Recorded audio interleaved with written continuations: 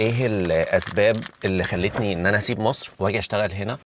يوم مثلا زي امبارح كان الحالات ورا بعض، وانا اصلا رايح مثلا ومستنيني 16 طفل.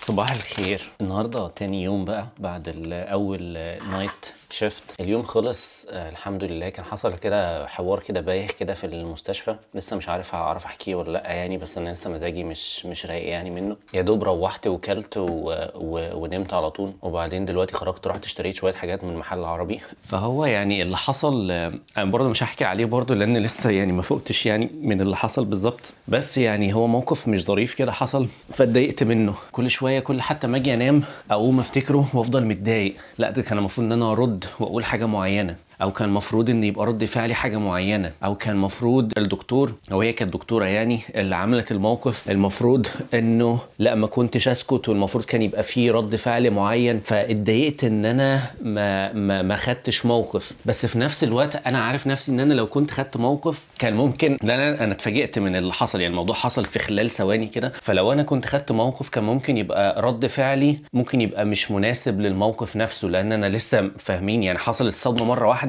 وانت مش عارف ايه اللي حصل، فانت لسه بتحاول تستوعب الموضوع وفجاه الدكتوره دي اختفت وانا لسه بقى مش عارف اعمل ايه. فانا كنت ممكن اخد موقف وقتها وارد، بس كان ممكن يتفهم مني بشكل مش كويس، او كان ممكن يجي عليا انا بشكل سلبي، لان هم هنا الناس برضو ايه حساسين بزياده يعني، فممكن ايه تقلب الدنيا برضو عليا. وبرضو ساعات الواحد بيبقى جاهل بحاجات كتير قوي في النص برضو، فممكن ايه الموضوع يجي عليه بشكل مش كويس. فانا وقتها ايه قلت لا انا هسكت وايه، بس كل شويه انام واقوم وانا متضايق ان انا ما خدتش موقف، كان المفروض اخد موقف، مع ان انا عارف ان انا مش الشخص اللي كان هياخد الموقف في الوقت ده. فدماغي عماله ايه بقى تلف تلف تلف تلف تلف. بس يعني انا اتعودت يعني برضو دايما ان انا يعني لو انا حبيت ارد في موقف حاجه زي كده ان انا ما بقاش ارد في وقتها، الرد هيجي ومصيره هيجي في يوم من الايام يعني، بس يعني ايه بالهداوه كده وبالتخطيط وبتاع. بس المشكله باجي على وقتها بقى بكون انا بقى هديت بقى وكده، فمش ما ببقاش عايز ان انا ايه اذي اللي قدامي يعني، مع ان الاذيه ساعات بتبقى سهله يعني، بس انا يعني مش عارف. بس دلوقتي حاسس ان انا عايز اذي، بس يعني لما ههدى شويه انا عارف ان انا مش هبقى عايز اذي يعني. المهم ان الجو النهارده شمس قوي بره، شمس يعني حارقه يعني لو وقفت تحتها، ف يعني ما علينا. المهم يعني انا رايح دلوقتي اجيب فيدو، الاكل خلاص جاهز وكل حاجه.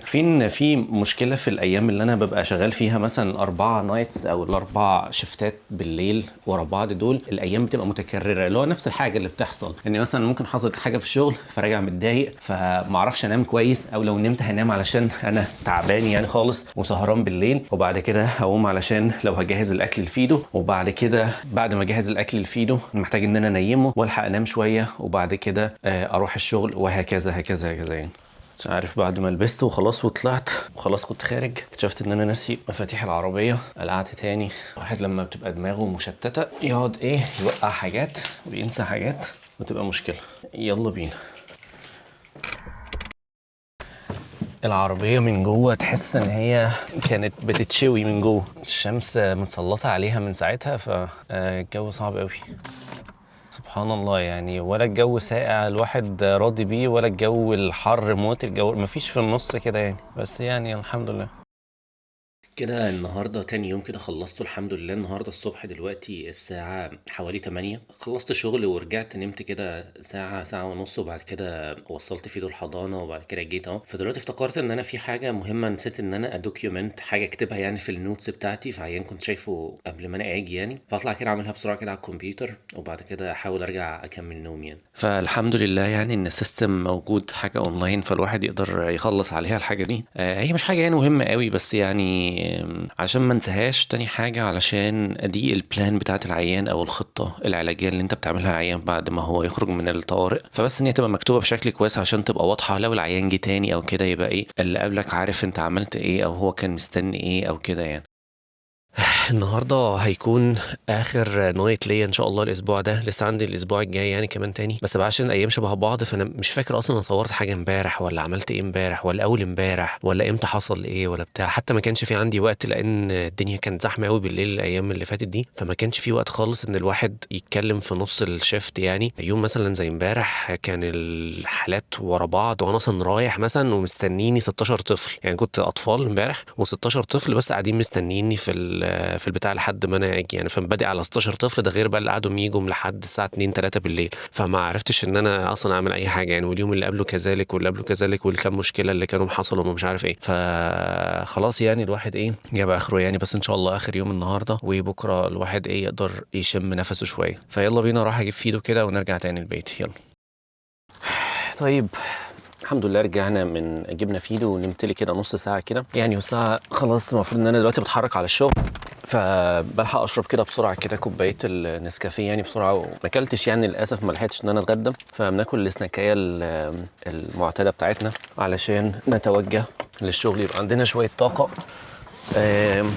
ونشوف. كان في عندي كده فكره كده، كنت فكره فيديو كده كنت عايز اعملها، مش عارف قولوا لي لو انتوا حابين ان انا اتكلم فيها، وهي ايه الاسباب اللي خلتني ان انا اسيب مصر واجي اشتغل هنا. فكم حاجه كده معينه كده هم كانوا السبب اللي خلاني انا افكر يعني بصفه عامه يعني في السفر. انا كنت عايز اسافر يعني من زمان قوي يعني، بس كان في بقى التريجرز بقى، او يعني الحاجات اللي خلتني بقى اللي هو خلاص بقى ما عادش ينفع الواحد يقعد بقى يعني في مصر يعني. فبقولوا لي في الكومنتس كده لو حابين نتكلم في الموضوع ده، فالتفاعل يعني هو اللي هيخليني اعرف انتوا يعني متابعين لحد هنا وحابين نتكلم في الموضوع ده، فيبقى تمام زي الفل وان شاء الله نتكلم فيه. فيلا بينا نروح الشغل.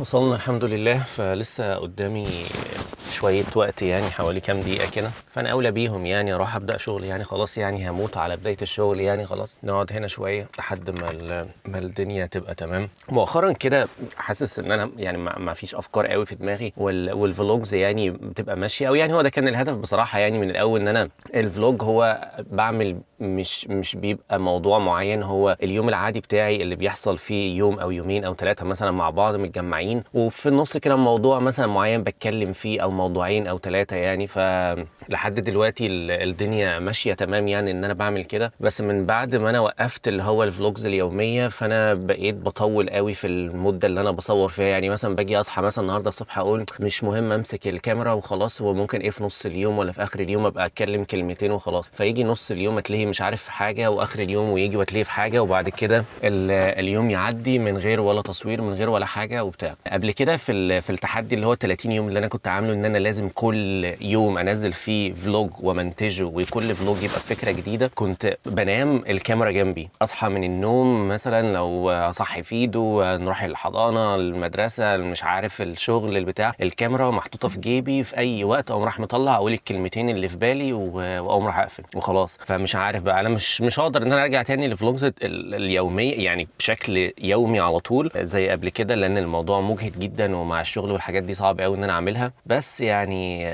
محتاج ان انا الكاميرا ترجع في ايدي شويه، بحيث ساعات بيبقى يجي مثلا فكره في دماغي او كلمتين في دماغي عايز اقولهم، او مش عارف ايه، او حاجه حصلت او كده فبقى عايز اقولها. لانه برضو من الناحيه التانيه على قد ما هو ممكن ان بعمل الفلوج ده علشان انتوا بتتفرجوا عليه، بس برضو في وقت من الاوقات انا عايز اشوف الفلوجز دي لما انا اكبر بقى شويه، اشوف انا كنت بعمل ايه بقى، والحاجات والتفاصيل الصغيره اللي في اليوم دي بتفرق يعني. عارف كده لما انت يكون مثلا عندك تويتر او عندك فيسبوك وبتاع، وتيجي تشوف حاجتك اللي انت كنت بتكتبها من 10 سنين مثلا، فتلاقي ايه ده وانا كان ايه عندي ايه في الوقت ده، وتشوف الكومنتس وتلاقي في ناس كانت موجوده في حياتك في الوقت ده ودلوقتي ما عادوش موجودين، وطريقه كلامك هتلاقيها اختلفت من 10 سنين عن دلوقتي. عارفين الحاجات دي مش بس شكلك اللي بيختلف، هتلاقي شخصيتك بتختلف، مواقفك بتختلف، تفكيرك في الحاجات اللي بتحصل بشكل يومي، التعامل بتاعك مع الحاجات والمواقف والكلام ده كله، حتى طبيعه المواقف اللي بتقابلك، فهتلاقي ان الحاجات دي بتتغير كده مع الوقت يعني. فالواحد عايز لما يبقى يكبر يبقى عنده الحاجات دي موجوده ويشوفها، ويشوف الحاجات دي بقى مش عارف بقى هيضحك عليها ولا هيزعل عليها على الفتره دي، الله اعلم، محدش عارف الدنيا بكره هيكون فيها ايه يعني. بس ربنا يعني ايه يعني، ربنا يديم النعمه يعني دايما يعني، لان احنا في نعمه يعني الحمد لله. فهنخلص البقين دول ويلا بينا.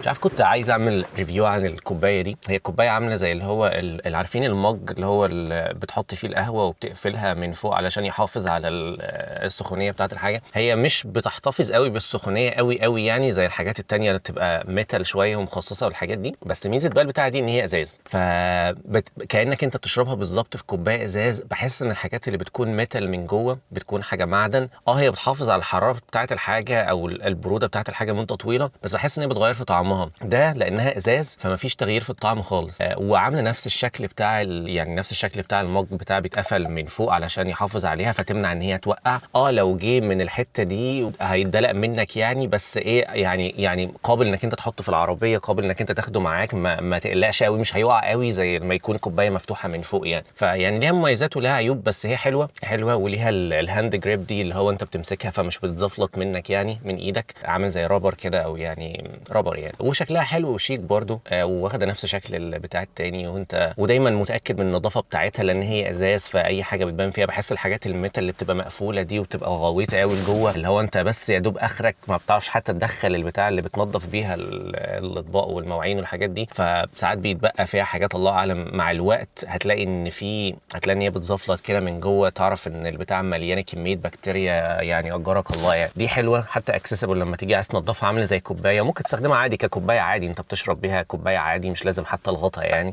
وانت بتشرب من هنا مش بتسرسب بقى من الحواف هنا يعني. جربت كذا حاجه من الحاجات الميتال دي بتلاقي من الحواف هنا تلاقي بتسرسب كده حاجات، فدي في حته رابر كده موجوده جوه بتقفل على دي ومش بتخليها ان هي توقع اي حاجه لو انا بشرب من المكان ده. فوالله حلوه وجميله. والهاند جريب دي بتتحط في اللي هو الكاب هولدر اللي بيبقى موجود في العربيه، فبتثبت بتبقى خلاص يعني مع حركه العربيه بتبقى ثابته يعني. فحلوه جميله يعني، كانت اكتشاف يعني من حاجات البتاع. يلا بينا، قدامنا 5 دقايق بالظبط، فعلى بال ما امشي من الجراج للقسم هتاخد ايه ال5 دقايق دول. يلا بينا.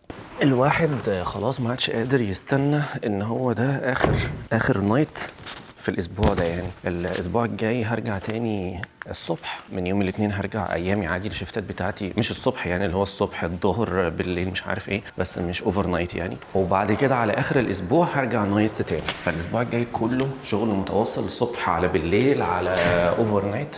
البتاع هيبقى يعني تلطيش للركب يعني. بس يلا الحمد لله الاسبوع يخلص وبعد كده يومين اجازه ونخلص. الموضوع مجهد يعني، بس الحمد لله.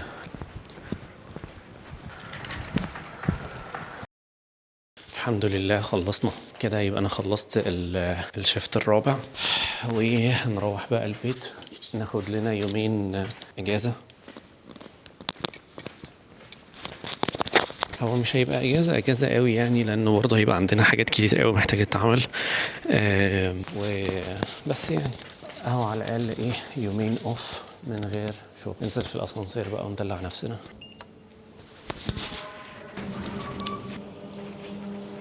فيعني الحمد لله الدنيا عدت. مش قادر، عايز انام.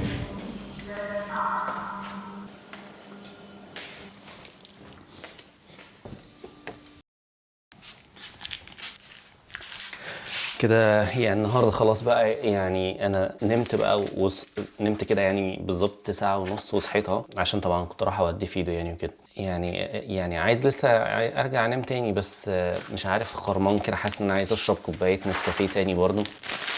فخليني اعمل كوبايه نسكافيه وفي حته كيكه كده برضه اكلها معاها، وبعد كده اطلع اكمل نوم.